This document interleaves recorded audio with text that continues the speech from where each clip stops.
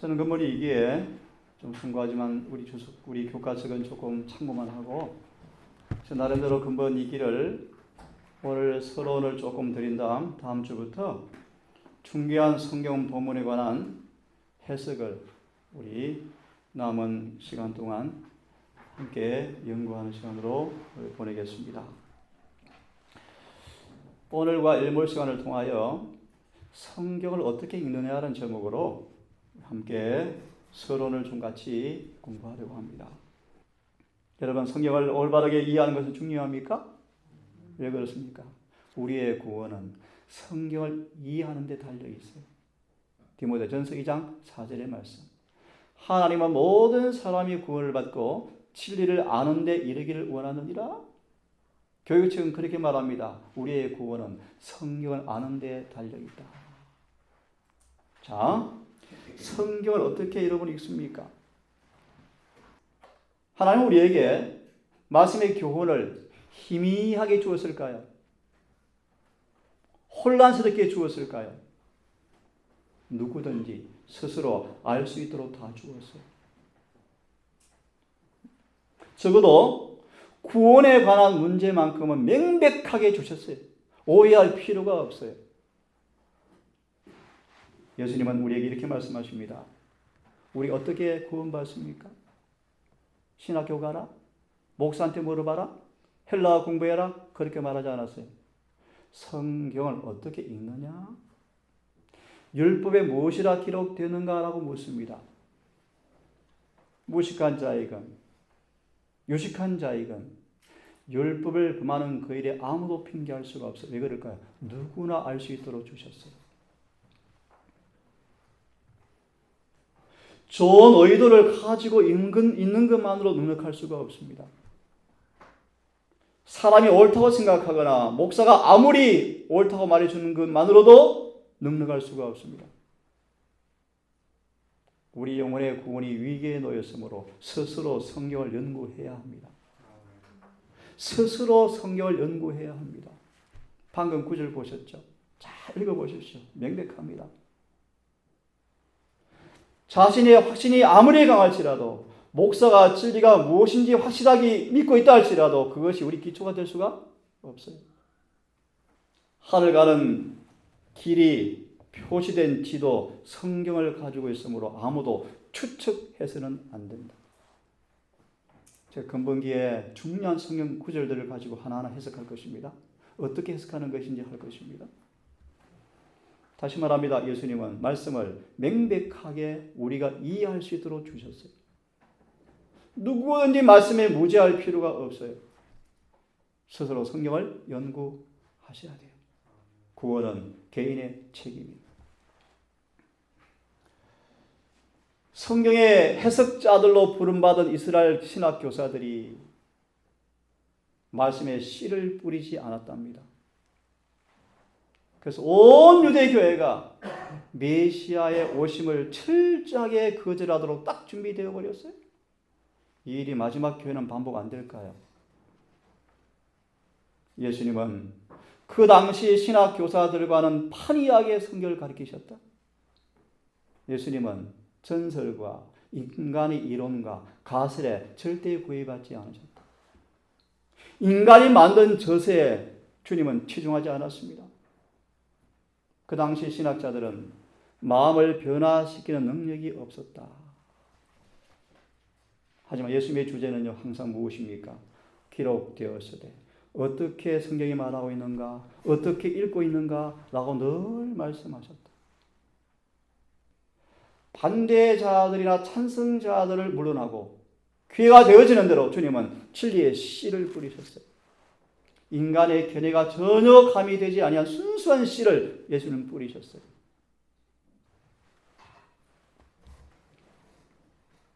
많은 백성들이 예수님의 설교를 교수를 주목을 끌게 되었답니다.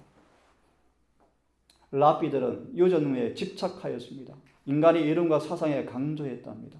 어느 신학자가 이야기하되, 어느 박사가 이야기하되, 어느 유명한 목사의 말이요. 원장님, 자신은 목회 활동에 깊이 말씀을 연구할 시간이 없어서 유명한 본 책에 의존하고 있어요. 그러셨어요. 저한테 그러셨어요. 랍비들의 유전에 집착하였다. 이론과 사상을 그들은 강조하였다. 성경에 대해서 가르치면서 성경 자체를 인간의 가르침이 대신하였다. 앞으로 한기 동안 하나하나 좀 가르칠 것입니다. 그런 부분들을. 아마 우리 손님반에 주로 하겠죠. 그런 질문자들을 만날 때마다 주님의 주제가 무엇입니까? 늘 성경이 무엇이라고 말하고 있는가? 너희가 어떻게 읽느냐? 어제 우리 사이트를 가서 한 목회자가 믿음으로 마음의 의에 대한 예언의 신을 인용했더만 한 댓글자가 이렇게 반문을 냈어요. 목사님, 그러면 타락 전에 아담과 하와도 불가능했겠네요. 비꼬는 말투로도 댓글을 올렸어요. 예언의 신의 말씀은 죄를 이겨야 한다는 그런 주제였어요. 근데 우리 모두는 죄인인데요? 안 되는데요? 라고 댓글을 옮겼어요. 예수님의 성경 교수는 사람들의 마음속에 새로운 빛으로 막 깨달아졌대요. 이런 뜻이었습니까? 이런 의미였습니까? 그분의 말씀을 듣는 청중들은 하나님의 말씀에 포함되어 있는 그처럼 깊은 의미를 전에는 결코 깨닫지 못했었다. 그런 의미에서 예수님은 성경 교사로 이 땅에 오시는 거예요. 왜 성경 연구가 중요한가를 보시기 바랍니다. 사단은 사람을 오류로 인도하기 위해서 끊임없이 노력하고 있다. 요즘 교회 흐름 가운데 하나가 뭐냐 하면 조사 심판에 관한 새로운 책들이 막 나와요. 저는 개인적인 견해입니다. 저는 별로 좋아하지 않습니다.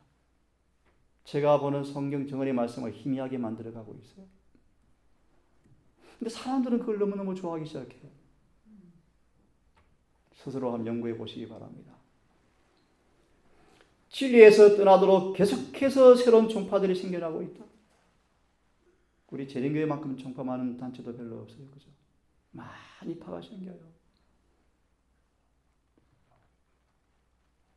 사람들은 생명의 떡을 얻어먹는 대신에 어리석은 이야기로 대접을 받고 있다. 수많은 예화 설교들, 철학적 이야기들. 전에 그런 말씀이 있어요. 설교 시간에. 그런 유명한 고담과 고와 철학자들의 말을 인용하면 성경 효력이 상실되어진대요. 저는 거의 그런 인용하지 않습니다. 성경의 말씀은 왜곡되어지고 참된 의미에서 벗어나도록 인용되어지고 진리의 모양만을 갖춘 거짓말이 가르치기 위해서 이용당하고 있다. 진리의 두루마기는 이단의 모습을 가리기 위하여 도둑을 맞고 있다. 신천지, 쉬운 예를 듭시다. 신천지. 모든 말씀을 비유로 해석해버리죠. 비유로. 구름대처럼 모여들어 그것이 구름대처럼. 재림교회가 110년 역사인데 기껏 5만 명이에요. 신천지 23만 명, 30만을 육박해요. 성경 해석에 그들이 매료가 되었어요. 다 빨려들어 버렸어요. 보십시오. 진리는 도둑을 맞고 있다. 이 바울이 갈라디아 교회를 순결한 진리로 가르쳤는데 믿음으로 말미암아 의에 대한 철저한 순결한 진리를 가르쳐서 교회를 세워놓았는데 사단이 온 교회를 오리로 다 무너뜨려 버렸어요. 바울이 뒤늦게 깨닫고 다시 그들을 가리켜서 회복하는 말씀이 이 정언에 이렇게 기록이 되어 있습니다. 자, 여러분 성경 해석학 정말 중요한 주제예요. 함께 읽습니다. 시작. 거짓 교리, 거짓 경건, 거짓 믿음, 외관상으로 그럴듯하게 아름다운 많은 것들이 온통 주위에 널려 있다. 교사들은 빛의 천사들처럼 가장할 것이며 할 수만 있으면 택하신 자들도 미혹할 것이다. 만일 청년들이 사단이 발명해낼 날조된 거짓에 의하여 기만당하지 않으려면 전력을 다하여 진리를 배울 필요가 있다. 저들은 그리스도의 의의 빛 아래 살아야 할 필요가 있다. 저들은 진리 안에서 뿌리를 박히고 터가 굳어져서 저들이 받은 빛을 다른 사람들에게 나눠줄 필요가 있다. 전력을 다하라서 전력을 다하라. 자, 함께 읽습니다. 시작. 하나님은 모든 사람이 구원을 받으며 진리를 아는 데 이르기를 원하느니라. 여러분, 진리를 안다 뜻이 무슨 뜻이요? 안다? 실천되어져서 체험되어진다 뜻이에요. 이 말씀을 증거는 그렇게 말합니다. 우리의 구원은 성경 안에 있는 진리를 아는 데 달려있다. 우리가 진리를 소유하는 것이 하나님의 뜻이다. 찾으라. 금, 은과 보화를 찾는 것처럼 열심히 탐구하라. 마치 광부가 목숨을 걸고 갱도에 들어가서 땀을 흘리면서 괭이로, 꽃괭이로, 다이너마이트로 금을 찾는 것처럼 열심히 말씀을 탐구하라. 하나님께 대한 그대의 관계가 그대에 대한 하나님의 뜻이 무엇인지 확실히 알 때까지 탐구하라. 중단하지 말라. 쟁투 7페이지 말씀이요. 함께 읽습니다. 시작. 하나님께서는 당신의 말씀을 통하여 구원에 필요한 지식을 인간에게 위탁하셨다. 질문요. 성경을 주신 목적이 무엇입니까? 구원받게 하려고요. 구원받게 하려고. 읽습니다. 성경은 시작. 성경을 하나님의 뜻에 대한 권위 있고 확실한 계시로 받아들여야 한다. 미리 질문 하나 드리겠습니다. 예언시를 왜 주었습니까? 이렇게 확실히 성경이 사람들의 손에 어떻게 해요? 놀아나가고 있어요. 더럽혀지고 있어요. 그래서 성경을 뭐 하려고? 지키려고 뭘 주신 거예요? 증언을 주신 건데 사단의 전략이 뭘까요? 예언시를 뭐 하게 하면? 좀 무시하게 하면 뭐가 안 지켜질까요? 맞아요. 오늘 많은 사람들이 예언시의 빛으로 성경을 연구하기보다는 신학의 빛으로 자꾸 성경을 조명하려고 그래요. 제가 있습니다. 성경은 품성의 표준이요. 교리의 계시자요. 요즘 새로운 한 여청년이 저한테 카톡을 주고받습니다. 한 여청년의 답변이었습니다. 나름대로 기도와 말씀을 많이 연구하는 사람인데 원장님 한 번도 이런 생각 안 해보았네요. 뭔지 아십니까? 하나님을 두려워한다는 말의 의미가 무엇인가 한 번도 생각해 본 적이 없대요. 그러면서 참으로 회개하고 싶대요. 성경은 품성의 표준이에요. 아침에 우리 아이들 공부했습니다. 율법은 사상과 의도와 은밀한 생각과 동기와 감정과 정서까지 관찰해요. 누가 능히 서겠습니까, 여러분? 단 하나의 결점도 율법은 눈 감아준 적이 한 번도 없어요.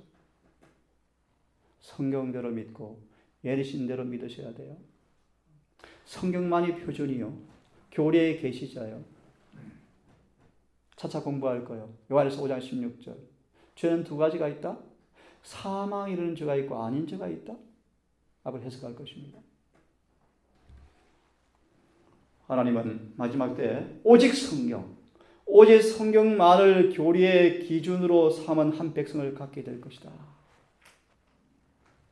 요즘 그런 생각을 조금 해봅니다. 이런 좀 마음에 이런 생각이 들었어요. 지금 세상은 이 전염병 때문에 예배를 중단하게 하고 거리두기 제한을 해요. 그렇게 하지 않은 사람들 앞에 법적으로 제재를 가하고 고소를 해요. 가만히 좀 생각을 해보았어요. 앞으로 실제로 언역과 재앙이 내릴 때 똑같은 논리로 법적으로 제재할 때 우리 예배 안 드릴 것입니까? 안 그래요? 그런 마음의 생각이 들었어요. 전도 안 할 것입니까? 앞으로 전도하면 잡아갈 텐데요. 그런 생각이 좀 들어왔어요. 조금 들어왔어요. 진리는 학자들의 의견과 종교 회의에서 다수에 따라 결정되는 것이 아니에요. 절대로 아니에요. 우리는 분명히 분명한 말씀에 기초해야 합니다. 이 말씀 읽고 오늘은 사단이 성경을 어떻게 공격하는지까지만 보겠습니다. 우리 너무 잘 아시는 말씀이요. 너희는 세상의 뭐다? 소금이다. 빛이다. 누구한테 한 말씀일까요? 이 너희는 세상의 소금과 빛이라고 말씀했을 때 그 말씀을 듣는 청중 가운데 제사장과 서기관들이 많이 포함되어 있었대요. 그런데 그런 사람들은 아니었대요. 지금 소금과 빛이라고 말씀했을 때 말씀을 듣는 청중 가운데 그 당시 제사장들과 서기관들, 성경을 연구하는 신학자들 그 당시요. 그들은 빛과 소금의 대상에 포함이 안 되었다. 아니었다. 그들은 말씀의 계시를 위탁받은 사람이었지만 주님은 그들을 가리켜서 믿을 만한 교사라고 말씀하지 아니하셨다. 그분은 이렇게 말씀하십니다. 너희가 사람의 계명으로 교훈을 삼아서 나를 가르치니 헛되이 경배하는도다. 너희는 하나님 능력도 성경도 알지 못하는 무식한 사람들이다. 좀 이상하죠, 여러분? 이상하죠? 예수님은 그런 사람들에게서 돌아서시고 비천한 어부를 택하시면서 말하기를 너희가 세상의 소금이다 라고 말씀하시는 거예요. 얼마나 예언이시니 깨끗하고 명료합니까, 여러분? 아무나 세상의 소금입니까? 맛이 없는데요. 빛이 없는데요. 하나 더 인용되었습니다. 예수님이 12살 즈음에 교회에 갔어요. 많은 그 당시 신학자들이 예수님 제자로 삼고 싶어가지고 너무 기특하다. 신학도 안 나오는데 왜 그리 똑똑할까? 막 제자로 삼으려고 앞을 다 트었대. 그때 어린 예수님이 이렇게 물었습니다. 이사야 53장을 펴서 무슨 뜻입니까? 라고 물었대요. 그러자 그 당시 서기관들이 난감했어요. 난감. 그때 어린 예수가 자세히 풀어주었어요. 자세히 풀어주자 그 예수님의 해석에 서기관들이 난감해하면서 그들 자신이 이해하는 성경 해석이 지지받지 못한 사실을 깨닫게 되었어요. 사랑아, 어린 예수님 12살쯤 어떻게 성경을 잘 알았을까? 이 참 놀라운 말씀이거든요. 예수님은 엄마 아빠한테 성경을 배웠대요, 여러분. 놀라운 얘기 아니에요, 여러분? 예수님은 여러분과 제가 성경을 이해하고 깨닫는 똑같은 방법으로 성경을 연구하셔서 깨닫게 되었대요, 여러분. 그 예수님이 이사야 3장의 의미를 풀이해 주자 그 당시 이 성경 해석자들이 자신들의 견해가 잘못됐다는 사실을 깨달았어요. 그런데 들어보실래요? 하지만 그들은 욕망을 부추겨준 종전의 이론을 버리지 않았다. 참 오묘한 일이에요.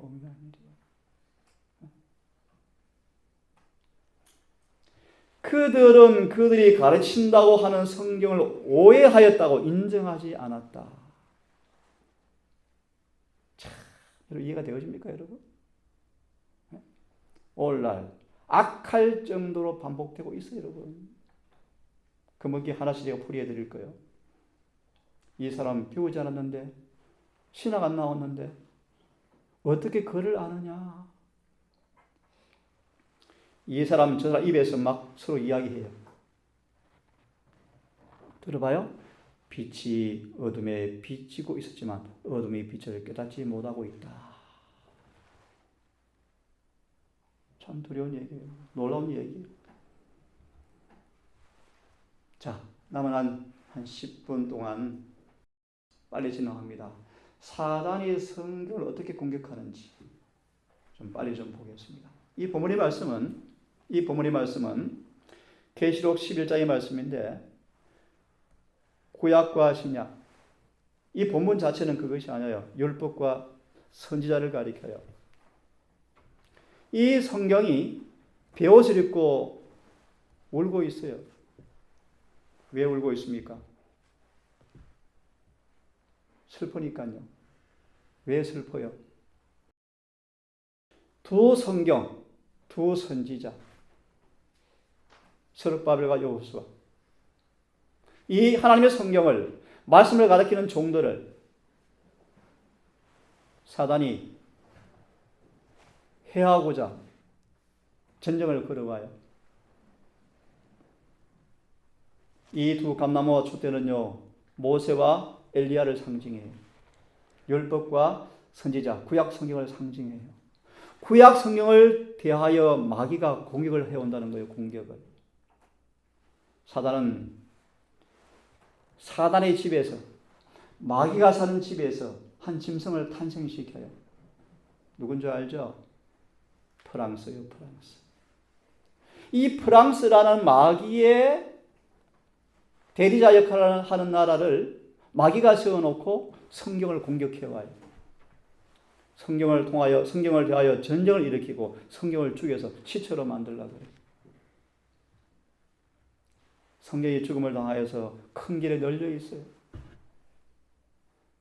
이 나라가 어떤 나라입니까? 현대판 소돔과 애굽이었더라.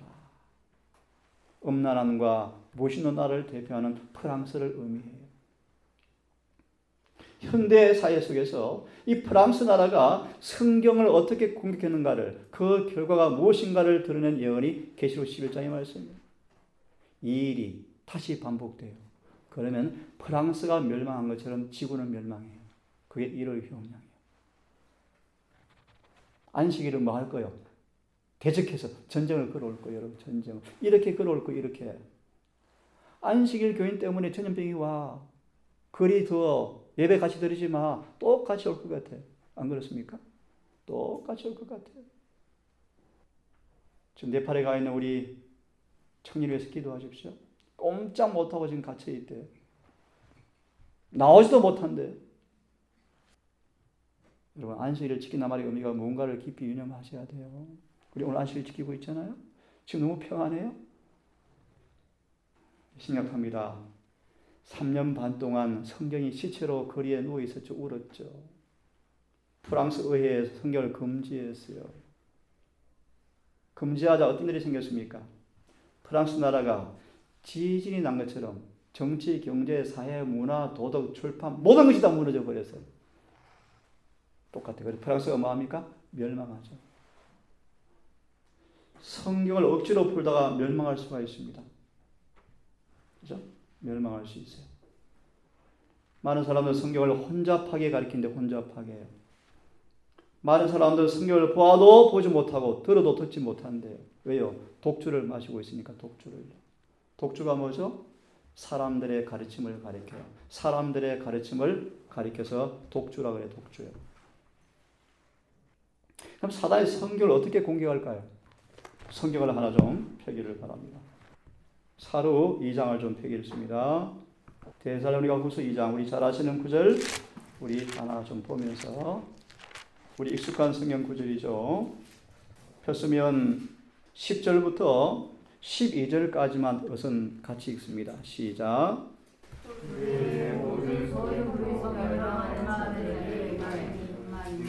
저희가 진리의 사랑을 받지 아니하여 구원함을 얻지 못함이니라. 이러므로 하나님의 유혹을 저희 가운데 역사하게 하사 거짓 것을 믿게 하심은 진리를 믿지 않고 불의를 좋아하는 모든 자로 심판을 받게 하려. 예, 하나만 질문하고 얼른 남은 5분 동안 빨리 지나가 끝내겠습니다.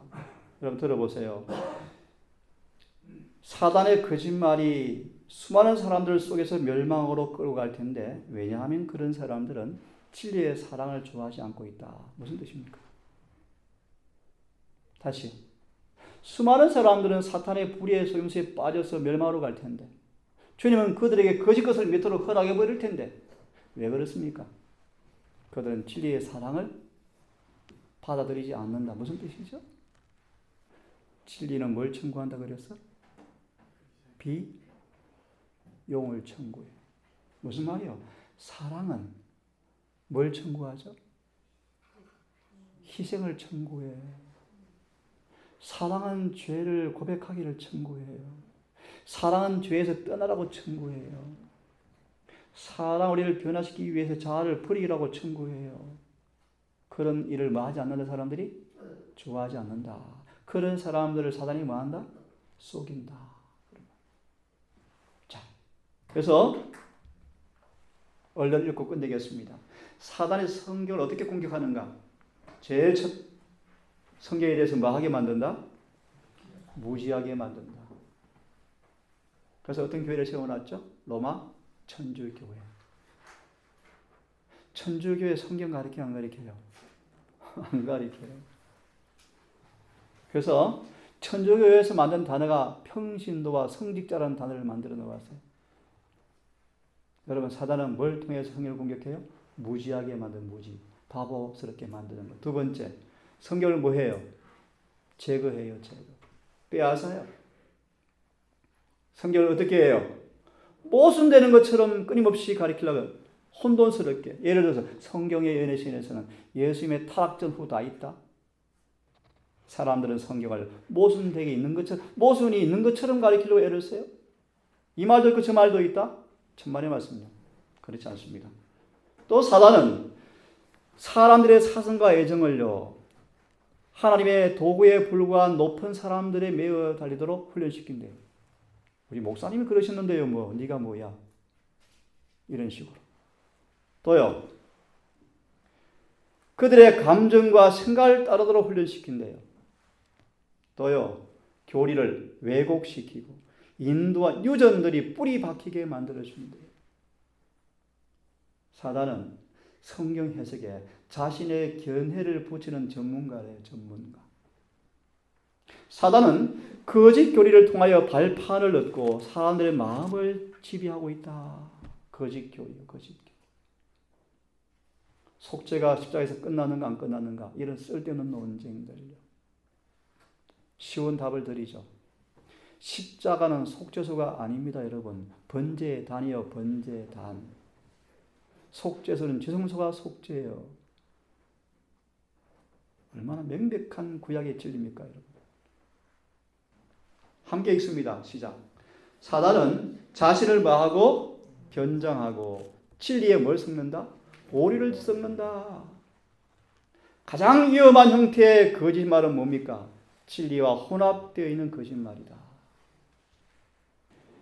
영혼을 사로잡고 파멸시키는 오리는 이렇게 해서 받아들여지고 있다. 이 방법으로 사단은 세상 사람들을 자기 편으로 끌어들이고 있다. 그러나 그의 승리가 영원한 패배로 끝날 날이 다가오고 있다. 언제일까요? 마지막 늦은이 운동이에요. 그때요, 개신교, 천주교 수많은 영혼들이 뭐 할 거예요? 나올 거예요, 여러분. 진리가 승리할 거예요. 그때 우리를 잡아 죽이라 그럴 거예요. 진리는 승리합니다. 그죠? 이 말씀을 읽고 끝내십시다. 한번 읽어보겠습니다. 시작.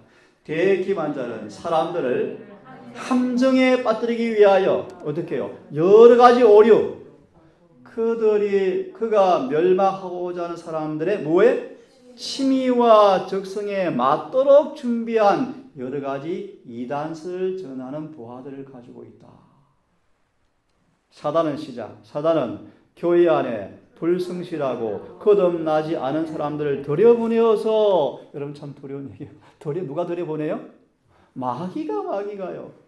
읽습니다. 그들에게 의심과 불신을 권유하는 한편 하나님의 사업이 발전되기를 원하며 그 사업과 함께 전진하고자 하는 자들을 방해하기 위한 계획을 세우고 있다.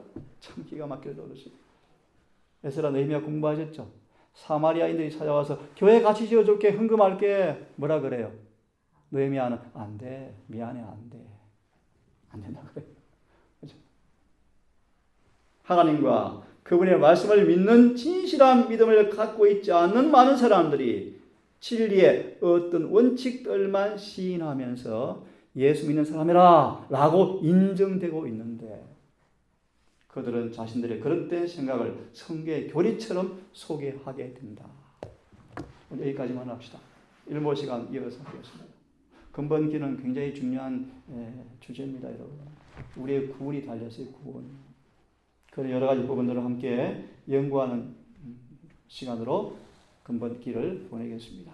하늘에 계신 아버지, 우리에게 흑암에서 광명으로 인도하는 하늘의 계시의 보관 성경책을 주셔서 사단과 죄를 간파하고 오리를 간파하고 밝은 빛 가운데서 넉넉히 하늘에 갈 수 있도록 구원의 설계 도면을 주신 것을 감사합니다.